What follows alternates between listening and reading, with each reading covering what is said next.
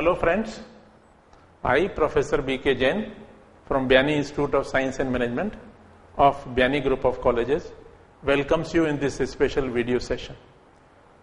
Today's topic is merchant banking dash services rendered by them. जैसा मैंने आपको पहले सेशन में थोड़ा सा बहुत ब्रीफ में बताया था मर्चेंट बैंकिंग क्या है और कॉमर्शियल बैंक से वो कैसे डिफरेंट है, इस सेशन में मैं आपको मर्चेंट बैंकर्स जो सर्विस दे रहे हैं उनके बारे में बहुत संक्षेप में बताऊंगा।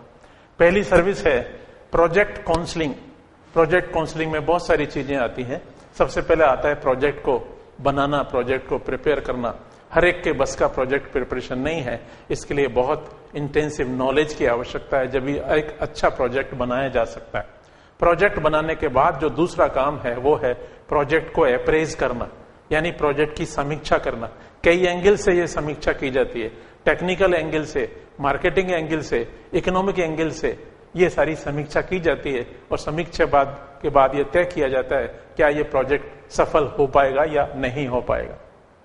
अप्रेजल के बाद जो तीसरा काम है प्रोजेक्ट काउंसलिंग में वो है कि इस प्रोजेक्ट को जहां से भी इसकी अप्रूवल होनी है, जहां से इसकी अनुमति प्राप्त करनी है वहां से लेना, चाहे वो गवर्नमेंट संस्था हो या कोई बैंकिंग संस्था हो, और इसको पास कराने के तक का सारा काम मर्चेंट बैंकर्स करते हैं। दूसरे जो मोटी सर्विस देते हैं मर्चेंट बैंकर, उसको बोलते हैं लोन सिंडिकेशन। यहां वर्ड यूज हुआ है सिंडिकेशन। सिंडिकेशन से मतलब है एक बैंकर्स का ग्रुप बनाना, और ये सिंडिकेट कब बनाया जाता है? जब लोन का जो डिमांड है बहुत हेवी है, बहुत बड़े प्रोजेक्ट को फाइनेंस करना है और अमाउंट बहुत हैवी है, तो एक बैंक उसको फाइनेंस नहीं कर पाता, उसका एक सिंडिकेट बनाया जाता है, ग्रुप बनाया जाता है जिसमें 3, 4, 5 बैंक मिलते हैं। एक बैंक ज्यादा फाइनेंस करता है तो बाकी के बैंक थोड़ा फाइनेंस करते हैं, और इस प्रकार सिंडिकेट बनाने के बाद ये फाइनेंसिंग का काम पूरा होता है। तीसरी सर्विस है under writing of public issue. ये भी एक बहुत इंपॉर्टेंट स्टेज है, प्रोसेस है इशू ऑफ शेयर्स की। अंडर राइटिंग से मतलब है जब शेयर मार्केट में इशू किए जाते हैं तो सेबी ये चाहती है कि ऐसी संस्था को भी इन्वॉल्व किया जाए जो ये एश्योरेंस दे कि अगर शेयर्स नहीं बिके तो वो अनबिके शेयर्स को वो खरीदेगी। जब तक ऐसी अंडर राइटर्स की अपॉइंटमेंट नहीं होती, पब्लिक इशू को फाइनल नहीं माना जाता। सेबी के हिसाब से अंडर राइटर्स की अपॉइंटमेंट होना भी निहायत जरूरी है। नेक्स्ट है कि जो मर्चेंट बैंकर्स हैं मैनेजर और एडवाइजर टू द इशू काम करते हैं, और एज मैनेजर बहुत सारे काम करने होते हैं मर्चेंट बैंकर को। ड्राफ्टिंग ऑफ प्रोस्पेक्टस, आपने प्रोस्पेक्टस का नाम सुना होगा।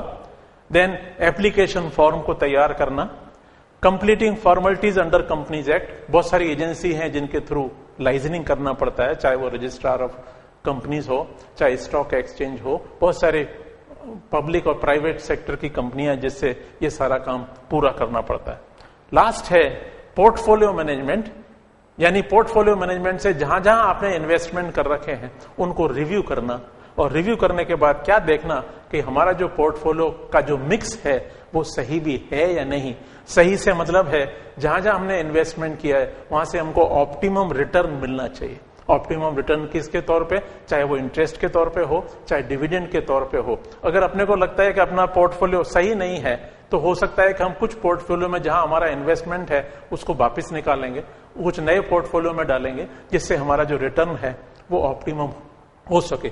आपने हिंदी में एक कहावत सुनी होगी पोर्टफोलियो के बारे में कि सारे अंडे एक टोकरी में नहीं रखे जाते।